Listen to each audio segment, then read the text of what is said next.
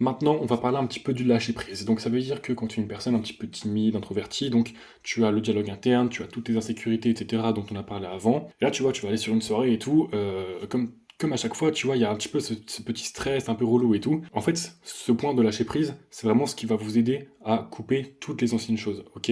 Donc que ça soit le fait d'avoir peur de parler aux autres, dialogue interne et tout et tout. En fait, lâcher prise, c'est vraiment se dire, je vais être confiant et je m'en fous de ce qui peut arriver. Ok, donc ce qu'il faut comprendre, c'est que quand vous irez en soirée et tout ça, il faut que vous soyez dans un état de flow, que vous soyez bien avec vous-même et que vous ayez une bonne énergie. Je tiens à préciser quelque chose. Des fois, vous irez à des soirées et rien qu'en rentrant dans la pièce, vous allez voir qu'en fait, l'énergie, elle est un peu pourrie, vous allez sentir que ça va pas être incroyable. Et ça peut être dû à plein de choses. L'énergie de la soirée, l'énergie des gens qui sont là, qui peut-être ne vous correspondent pas. Moi aussi, ça m'arrive encore d'aller à certaines soirées et être un peu de côté parce qu'en fait, les gens qui sont là, c'est pas qu'ils sont méchants ni quoi que ce soit, c'est juste que leur énergie n'est pas compatible avec mon énergie. Donc, des fois ça passe pas, et des fois en fait le problème ne vient pas de vous, le problème vient juste que votre énergie est différente des personnes avec qui vous êtes. Dans ce cas, si ça arrive très souvent, peut-être qu'il faut changer de fréquentation. Mais si ça arrive que de temps en temps, ok, c'est pas grave.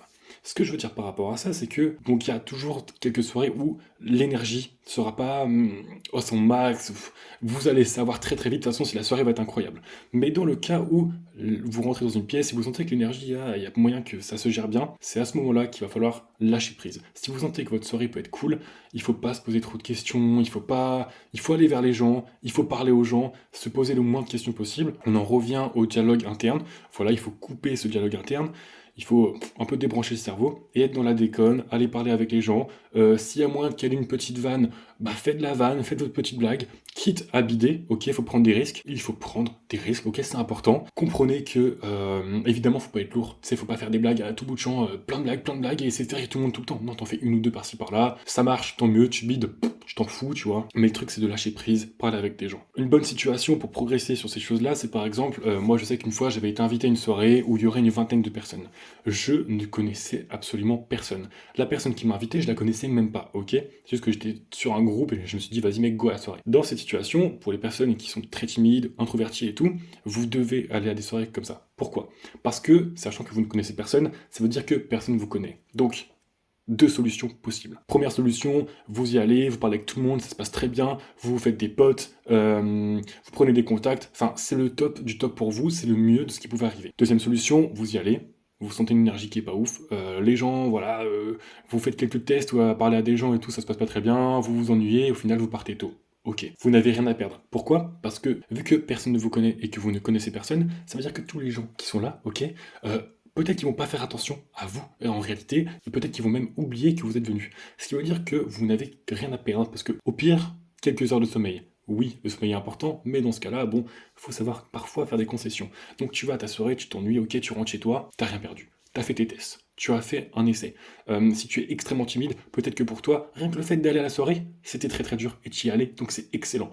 Au pire, t'as progressé un petit peu, et c'est tout ce qui compte. Faire des petites progressions, tu vois. Donc au final, vous n'avez pas perdu quoi que ce soit, bien au contraire, vous avez gagné le fait d'être allé à la soirée, avoir essayé. Et si on n'avait pas réussi à matcher avec tout le monde, etc., eh bien, c'est pas grave, vous pourrez réessayer une prochaine fois. Mais déjà, vous avez essayé, vous avez fait un effort, la prochaine fois, il faudra juste affiner votre attitude, tout simplement.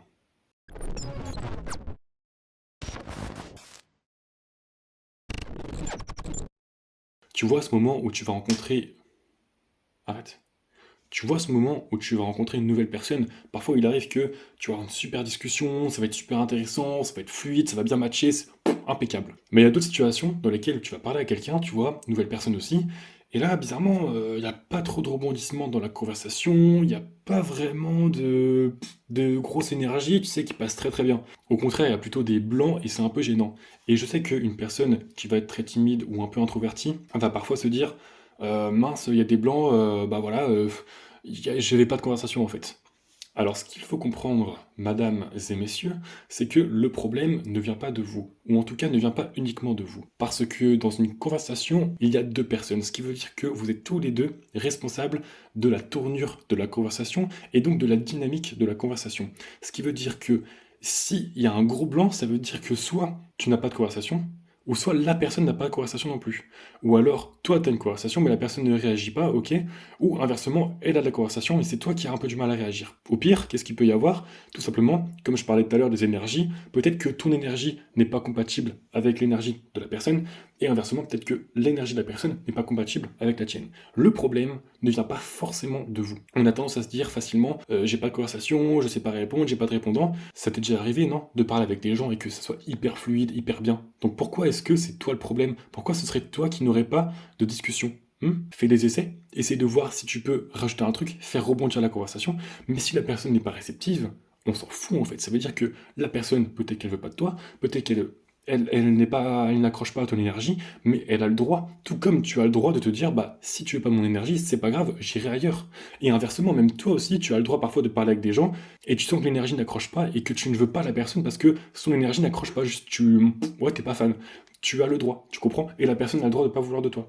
Ça veut pas dire que que tu n'es pas attirant, ça veut pas dire que tu n'as pas de conversation, ça veut juste peut-être dire que vous n'êtes pas sur la même longueur d'onde, peut-être que vous avez des énergies trop différentes, et donc, il n'y a pas de souci, ok? Apprenez à vous accepter. Apprenez à vous dire à vous-même que le problème ne viendra pas toujours de vous. Moi, par exemple, je considère que j'ai de la discussion et de la conversation. Ok, je sais que je peux tenir des conversations, j'ai parlé avec des gens, mec, pendant une demi-heure, une heure parfois, voire plus. Je sais que j'en ai.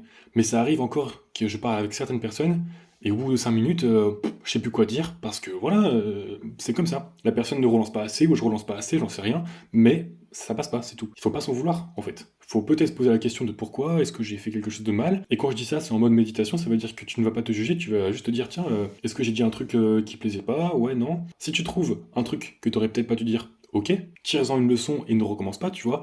Mais si tu ne trouves rien, c'est que, hey, tout simplement, parfois ça passe pas et c'est tout, hein, c'est pas forcément de ta faute, hein.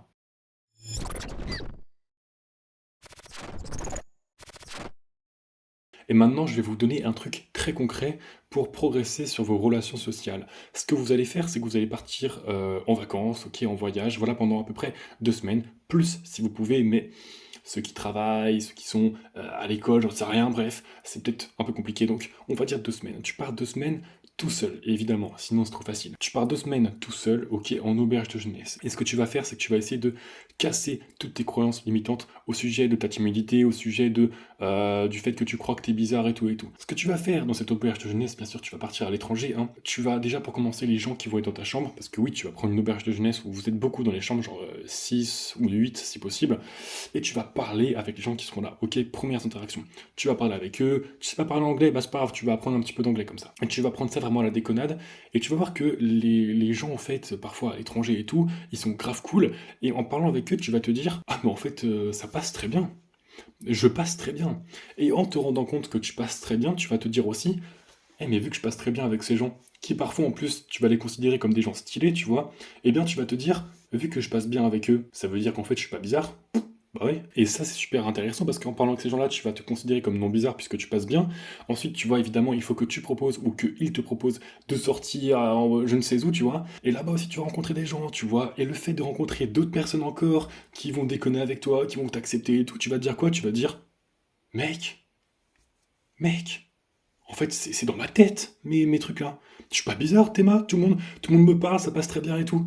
Et là, tu vas te rendre compte qu'en fait, toutes tes croyances sur le fait que tu crois que t'es bizarre et tous ces trucs-là, là, tu vois, tout ce dialogue interne, tu peux le couper. Et en fait, tout ça, c'est que dans ta tête. Et quand tu crois que les gens pensent que t'es bizarre et tout, dans la plupart des cas, c'est dans ta tête. Et parce que toi, tu crois que t'es bizarre, donc tu agis comme quelqu'un de bizarre.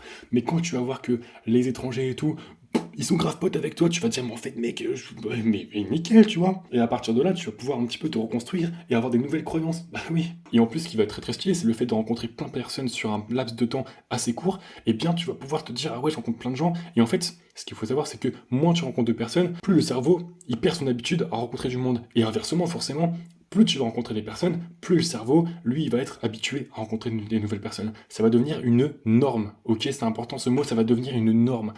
Et une fois que tu réussis à rencontrer un max de personnes et en faire une nouvelle norme dans ton esprit, tu vas te sentir à l'aise avec tout le monde, tu vas être à l'aise avec le fait de rencontrer de nouvelles personnes, parce que ton cerveau, ça va être une norme, ok? Ce n'est plus un défi, ce n'est plus difficile, c'est une norme. Et à partir de là, mec, tu commences à être bien meilleur dans toutes tes interactions sociales. Tu vas agir de manière plus détendue, plus naturelle, tu vas être beaucoup plus présent, ton dialogue interne sera aussi plus effacé, et du coup, à partir de là, tu vas commencer vraiment à gagner en confiance, et vraiment, dans tes soirées, ça va se passer différemment. Le tournant de la soirée se passera très différemment pour toi. Je dis ça en positif, bien évidemment.